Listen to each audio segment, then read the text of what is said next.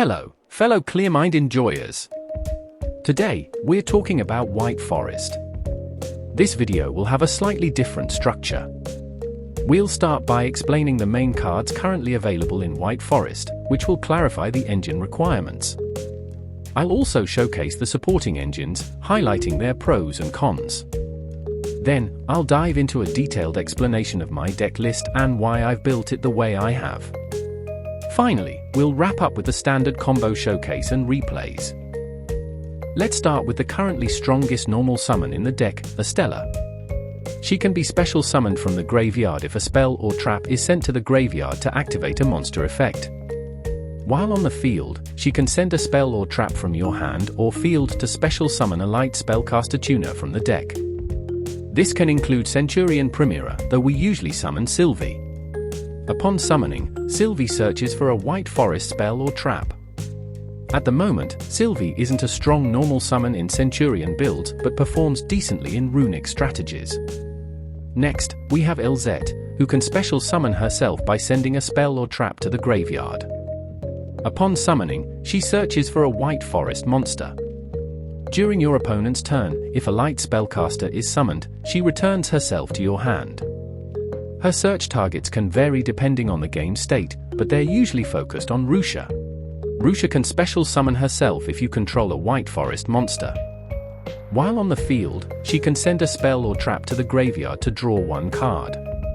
Both level 4 monsters can special summon themselves as quick effects by shuffling a White Forest synchro monster back into the extra deck. This makes them versatile during your opponent's turn.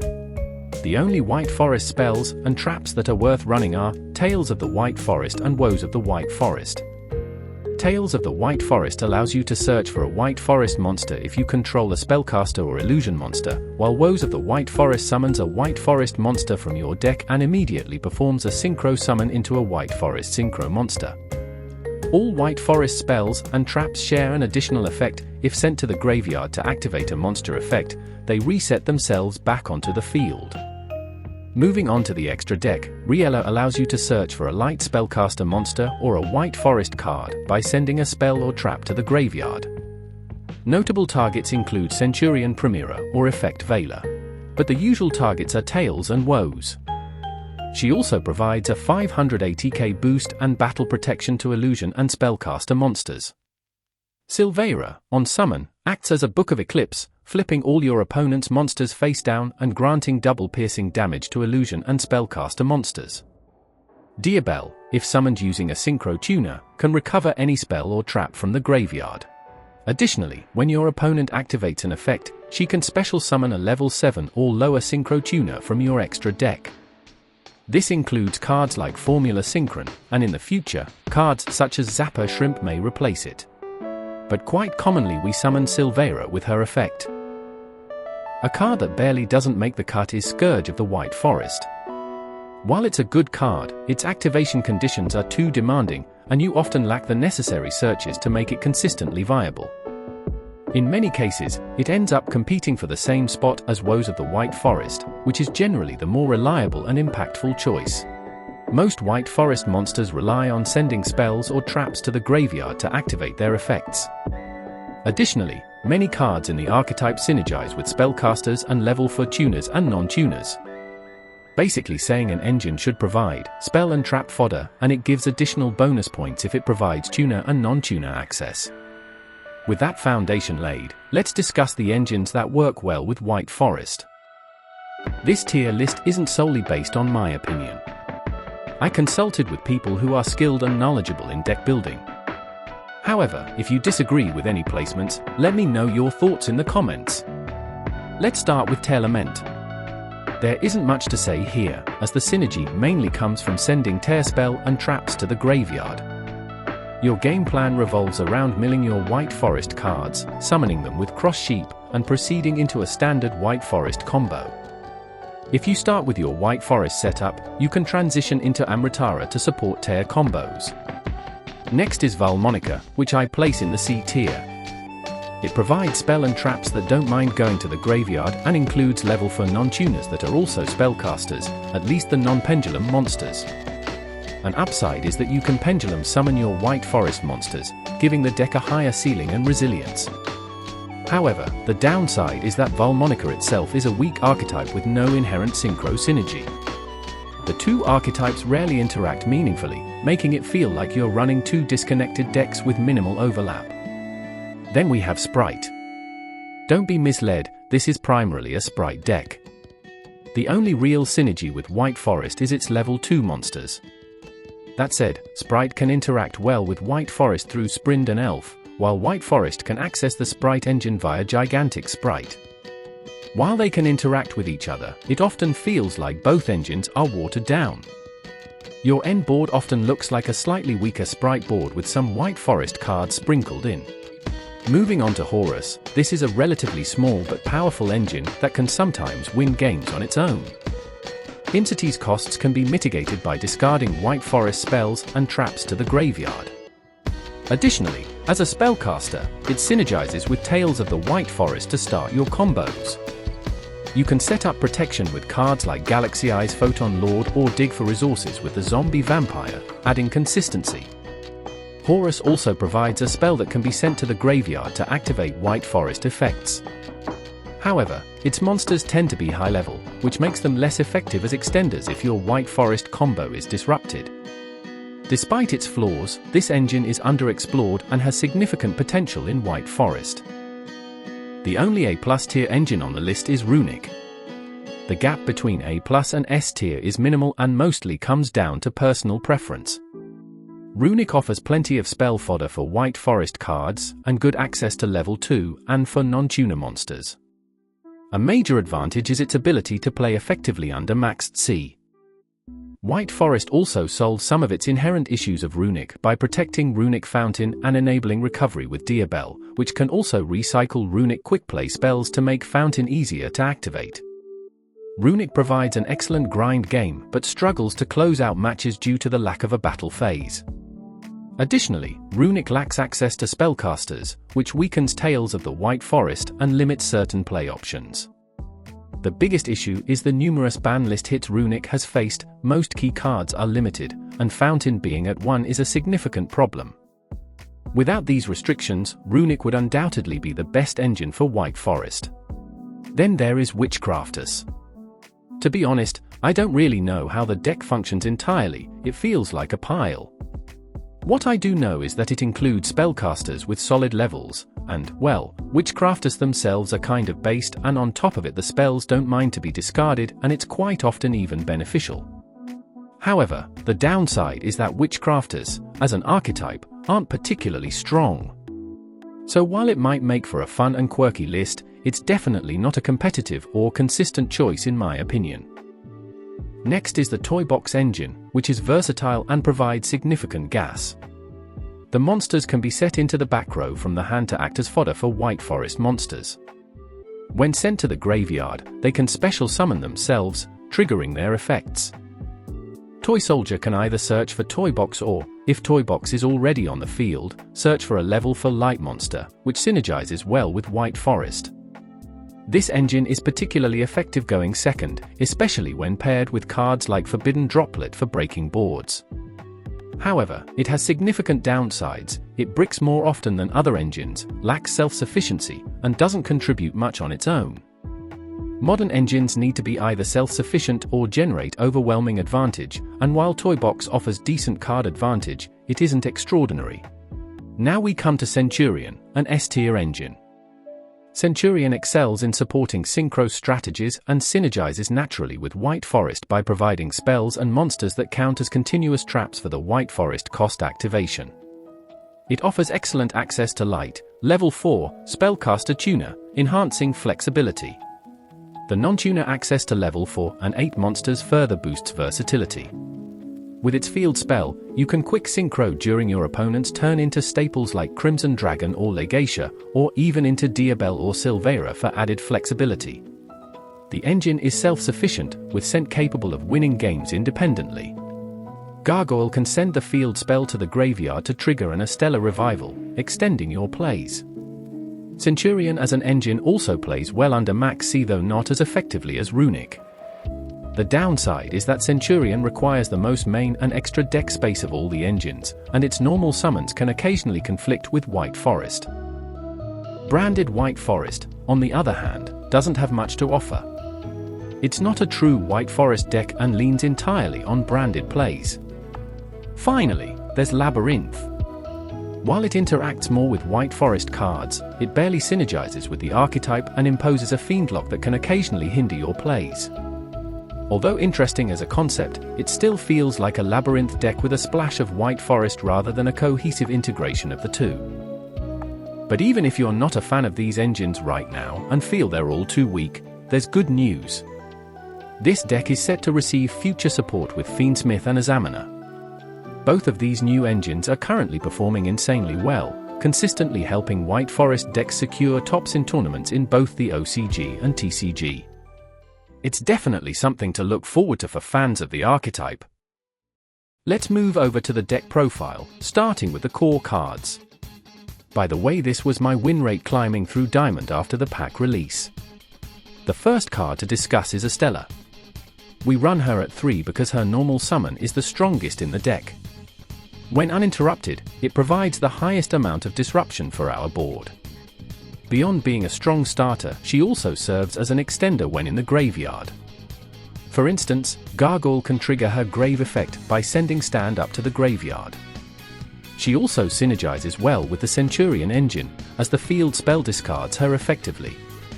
This dual functionality as both discard fodder and a starter gives her a great balance of ceiling and resilience, making her a staple at 3.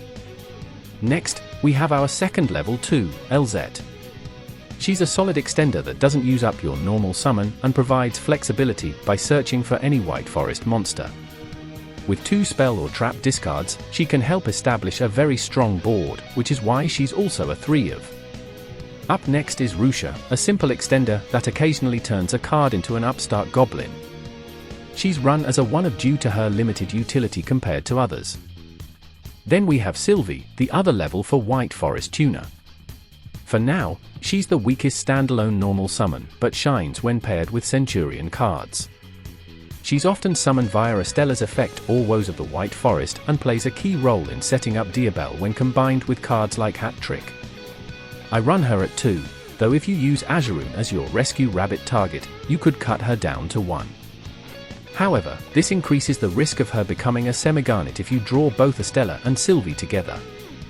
Moving on to the spells, we start with Tales of the White Forest. It's essentially a rotor with a condition, but it's also searchable. It can be a starter, so running it at 3 feels too bricky. However, the condition is easily met within the Centurion engine and the archetype itself, allowing it to function as an extender. My preference is to run it at 2 because it makes the deck feel smoother without overly hindering plays. Woes of the White Forest, on the other hand, is best run as a 1 of. It's a searchable disruption that forms part of the end board. Since we generally don't want to see it in the opening hand, there's no need to include more than 1. Now onto the Centurion engine. Primera should usually be run as a 1 of in White Forest builds, but I wanted at least 12 consistent 1.5 card combo starters to hit an 85% opening chance for combo. Including Elzette in the count, despite her need for 2 spells trap discards, pushes this rate above 91%. Primera and Trudia function similarly as normal summons, but Primera's level for light spellcaster tuner status gives her an edge, so I run 2 of her, and only 1 Trudia. This decision also helps avoid too many conflicting normal summons, as keeping this number around 6, or even fewer, is ideal. Gargoyle is included as a 1 for its mandatory engine role, but it also synergizes well by triggering Astellar in the grave, adding to our extension and grind game. The Centurion spells are straightforward. Oath and Stand Up are each run at 3 because they're excellent starters and extenders without requiring a normal summon. They help set up the board with at least 2 spells traps to serve as discard fodder for White Forest cards, even if the Centurion line is disrupted. The most questionable card in the build is Wake Up. It's required for certain lines, but I'm uncertain about its long-term inclusion and might drop it in the future. One card I won't drop is Phalanx. This card is just too cool. It's both a monster reborn and a disruption in one. Its design is fantastic, and it adds a lot of flexibility to the deck. It's easily one of my favorite cards in this list. With the two main engines covered, let's move on to the non-engine cards. Starting with the hand traps, we have Effect Veiler at 1. It's still a solid option and has additional synergy with the deck, as it's occasionally searchable via Riella when there's nothing else worth searching. Surprisingly, this situation happens more often than you'd expect. Next, we have Maxed C, but only as a one-of. This is primarily due to the current Tenpai meta, where Maxed C is less impactful. Additionally, I've personally grown frustrated with it never resolving for me, a definite meat skill issue. Ghost Ogre and Snow Rabbit is also included as a one-of to diversify the hand trap lineup and reduce the chances of drawing multiples of the same hand trap. This variety can be very helpful in a broader range of matchups. Of course, Ash Blossom and Joyous Spring is a 3-of. It remains an essential inclusion to counter Maxed C and disrupt many other decks. Ghost Bell and Haunted Mansion is another strong option. It provides great utility since many decks rely heavily on graveyard interactions, making it surprisingly disruptive. Nibiru, the primal being, is included as a one-of. It mainly serves as a crossout designator target, but it can occasionally come in clutch against other combo decks, stopping their plays outright. Moving on to spell cards, Triple Tactics Talent has a bit of a mixed feel. It can feel either incredibly powerful or underwhelming depending on the situation. However, it shines when it lets you snatch a win after being disrupted, and it's a solid card going second. Called by the Grave and Crossout Designator are our protection cards. They're critical in ensuring our combos go through uninterrupted, especially against key hand traps. Infinite Impermanence serves as both a hand trap and a fodder for White Forest. Finally, we have Silhouette Trick. It's part of the Silhouette Rabbit engine, but the choice of card for this role is very much up to personal preference. While I generally recommend Azarun for this slot, Hat Trick has its own charm. It's simply fun to use. For that reason, I've stuck with it in this build. But if you want something more real, then definitely go for Azarun. Now let's quickly cover the extra deck before this video gets too lengthy. If you have any questions, feel free to ask in the comments. Starting off, Formula Synchron is summoned by Diabel and acts as a bridge to bring out either Baronne de Fleur or Chaos Angel. Tri-Edge Master is included as a light, level 6 non-tuner that's useful for setting up Chaos Angel.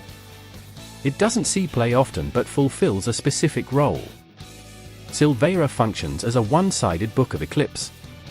It can either be cheated out by Diabel or summoned using the Centurion engine with a level 2 monster on the field. Its disruption potential makes it an essential one-of.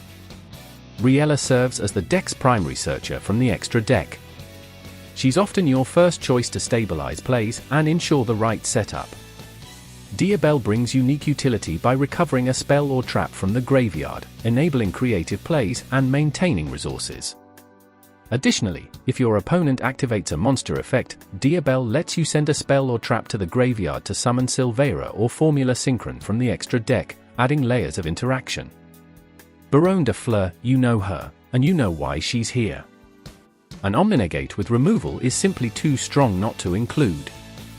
Chaos Angel turns your Synchro monsters into pseudo-towers, making them immune to most common forms of interaction. A fantastic tool for extending your pressure on the board. Cypher is a personal tech choice of mine. It provides better back row protection, which complements the grind game. However, if you prefer more aggression, you could opt to run a second Blazer instead. Speaking of which, Blazer is the deck's loudest no, even louder than Baronne. It's the ultimate answer to your opponent's plays. Crimson Dragon plays a critical role in bringing out Blazer and Cypher, serving as a key enabler for your high-end synchro setups. Legacia provides spot removal and a draw effect, offering some utility in breaking boards and sustaining resources. Auxilla is your primary searcher for the Centurion engine, giving you the consistency needed to pull off your combos. Tongue-poking Smiley Masquerina is a staple generic disruption piece, enabling plays into tongue-poking Smiley Little Knight on opponent's turn. Lastly, Rabbit makes the cut as it provides 2 disruptions for just 2 monsters, keeping the deck efficient. That wraps up the extra deck. Let me know if you'd like to dive deeper into any specific card or interaction. And without further ado, let's get into the combos. To fully grasp Centurion White Forest, it's essential to first understand Centurion itself, as its mechanics are straightforward. Every Centurion starter essentially accomplishes the same end goal, albeit with slight variations in sequencing. To simplify things, I'll showcase just one pure Centurion combo, as it represents the fundamental structure of the archetype. With 9 Centurion cards, the likelihood of opening with a Centurion starter is around 73%. However, if we consider Astellar as an honorary Centurion starter, this probability increases to 84%. That said, Astellar on its own isn't particularly resilient, though it can still lead to a full combo. I'll demonstrate this Astellar-centric combo later to highlight its potential. As a small disclaimer, all the statistics I present are rough estimations. This is because there are numerous conditions and variations that can influence the outcomes, making exact calculations challenging. Keep this in mind as we go through the probabilities and combos. Now, let's talk about the strongest normal summon of the deck. Having just her alongside a spell or trap is a 31% probability. Keep in mind, I'm including the Centurion spells in this calculation as well, and with them you prop would go for a different line. We are doing the White Forest combo first, then we transition into the Centurion combo. From this point onward, I will provide less commentary, only providing some information at the beginning.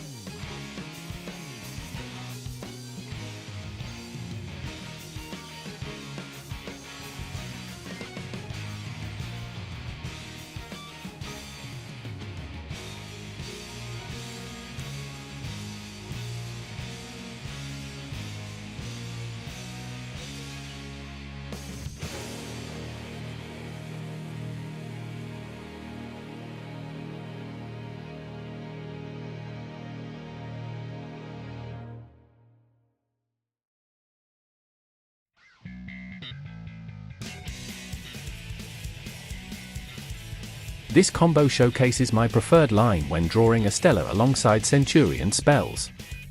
While Oath and Stand Up have slightly different sequencing, the main difference is that Stand Up requires a truly normal summon, but otherwise, they achieve similar outcomes.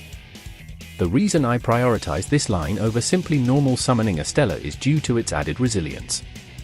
Astellar, as a card, is surprisingly easy to trigger from the graveyard, allowing it to contribute to the play later on. Statistically, the chance of opening both Astellar and a Centurion starter is approximately 17%.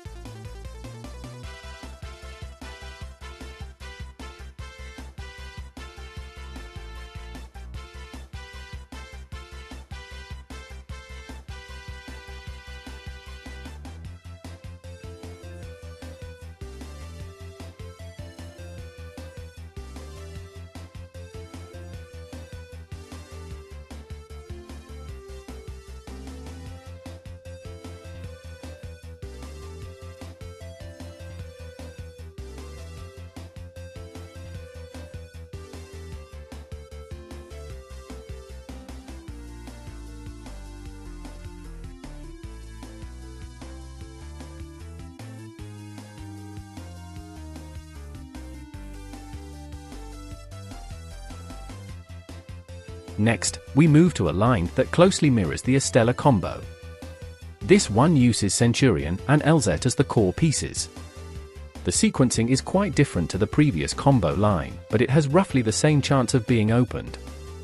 But both endboards are quite similar.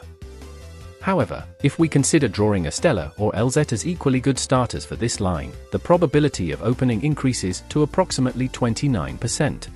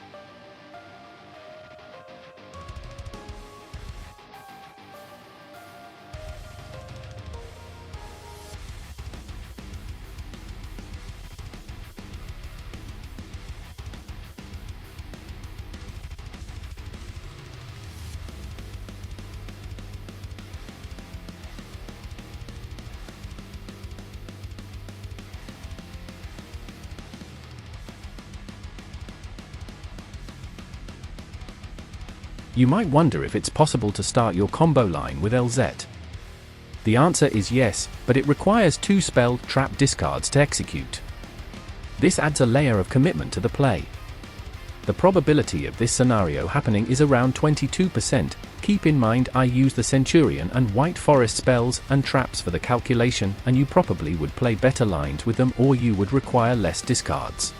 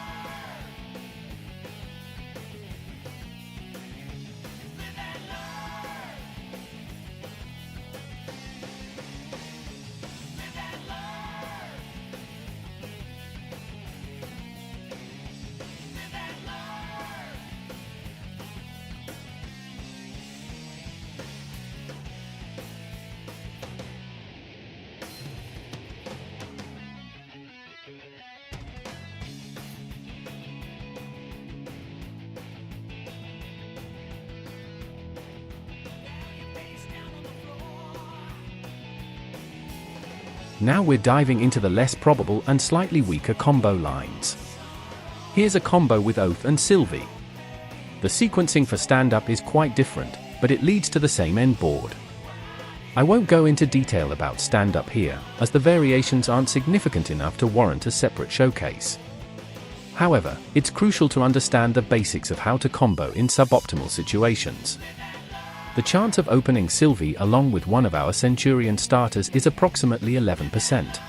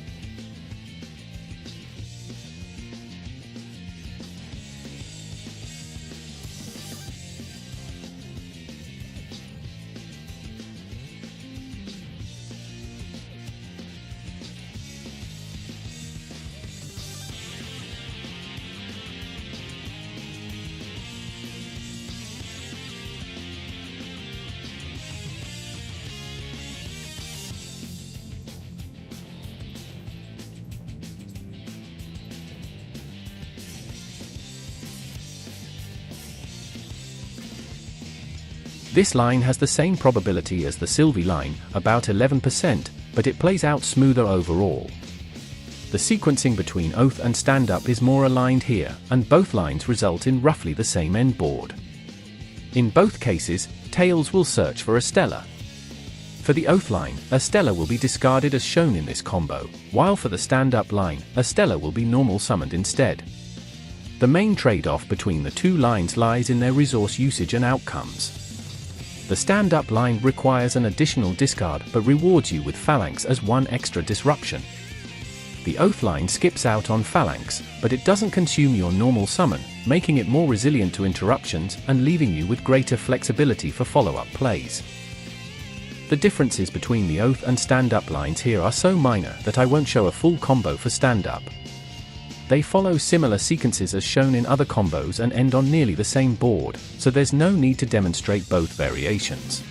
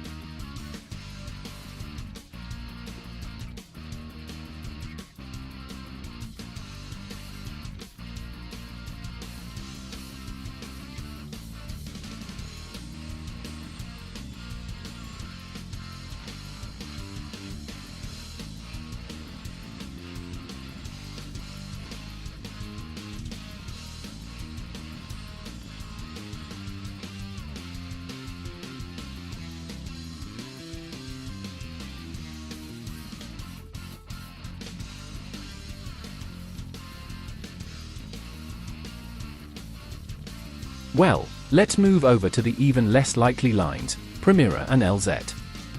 The Trudia Elzette line is the same. The probability is for this lines are roughly 9%. This line is interesting because it's really easy to make it better. If you have a discard for Elzette, you can improve the line by summoning Elzette before using stand-up to grab Astellar.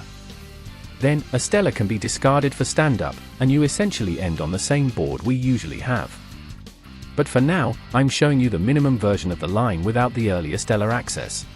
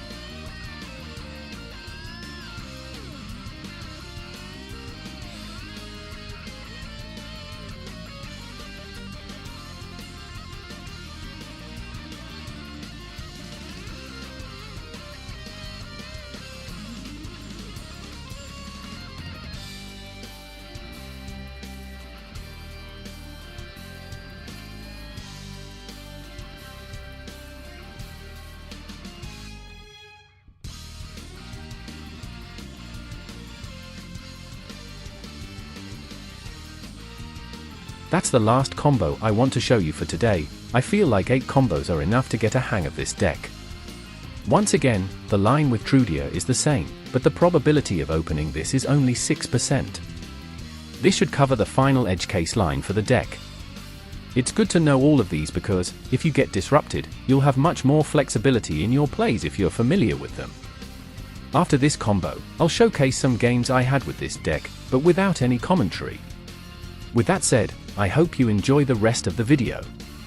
If you liked what I showed you, I'd really appreciate some likes and comments, it would mean a lot. I put a ton of work into making this video, so I hope you found it helpful.